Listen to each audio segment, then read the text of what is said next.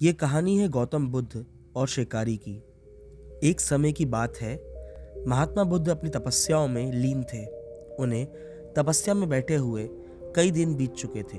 तभी एक शिकारी उस रास्ते से जा रहा था। उस शिकारी ने महात्मा बुद्ध को पहचान लिया। शिकारी ने महात्मा बुद्ध के बारे में बहुत बड़ाई सुनी थी, किंतु वो महात्मा बुद्ध की बड़ाई से संतुष्ट न था। उसने परीक्षा लेने के लिए सोचा।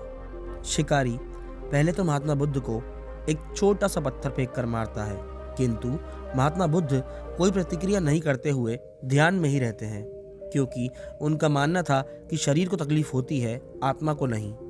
बुद्ध की कोई भी प्रतिक्रिया ना होते हुए शिकारी ने फिर एक पत्थर फेंककर बुद्ध की ओर मारा। शिकारी द्वारा फेंके गए पत्थर के कारण बुद्ध के शरीर को बहुत कष्ट हुआ। शिकारी कुछ समय तक सोचता रहा कि महात्मा बुद्ध कोई प्रतिक्रिया करेंगे, किंतु महात्मा बुद्ध अपनी तपस्याओं में लीन रहे। उन्होंने कोई प्रतिक्रिया नहीं की। एक बार फिर से शिकारी ने पत्थर फेंका, पर वो पत्थर जाकर महात्मा बुद्ध की आंखों में लग गया और उनकी आंखों से खून बहने लग गया। महात्मा बुद्ध को आभास हुआ कि उनके शरीर से रक्त बह रहा है, लेकिन वो फिर भी अपनी तपस्या से नहीं उठे। शिकारी को गुस्सा आया और उसने फिर एक पत्थर महात्मा बुद्ध की ओर फेंका।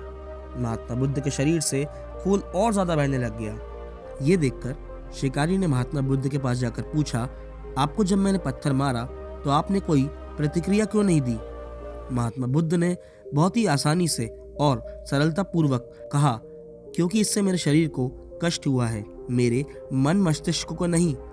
शिकारी ये सुनकर अचंभित रह गया और पूछा, फिर आपकी आंखों में से आंसू क्यों बह रहे हैं?